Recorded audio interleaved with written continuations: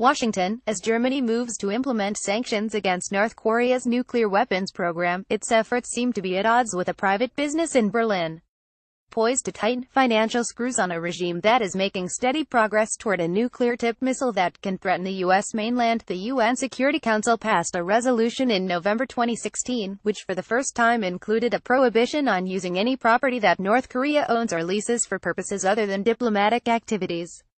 5 months after its passage, Germany stated in an implementation report submitted to the UN that it had begun implementing the restrictive measure. Facing the brunt of Germany's sanctions implementation is a youth hostel located in North Korea's embassy compound in Berlin.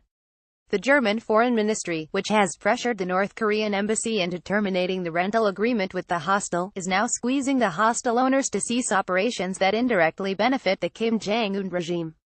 City Hostel Berlin, which has housed tourists for many years, reportedly pays up to €38,000 $45,000 per month in rent to North Korea. In response to an inquiry from VOA's Korean service about the termination of the rental agreement, an unnamed official in Germany's Federal Foreign Office said, the office continuously called upon the North Korean embassy to cease all violations of UN and EU sanctions. The North Korean embassy now terminated the rental agreement. This is a further step to put an end to this practice. However, the hostel owners said the claims in media reports that they are funding Pyongyang's illegal nuclear and missile programs are false, and they expressed their regrets in a statement obtained by VOA that the hostel had fallen prey to international politics.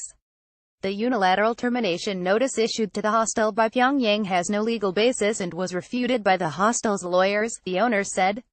They added that although it is still in operation, it is not paying rent to the North Korean embassy, pending legal evaluation. This is a normal commercial lease signed under usual terms. All approvals and permits for our operation are issued by responsible authorities in Berlin, the city hostel owner said in a statement translated via Google. In this context, City Hostel sees the termination of rental agreement an unacceptable intervention, and will defend itself by all means against any such intervention. The hostel said the German Foreign Ministry has yet to respond to its question concerning compensation.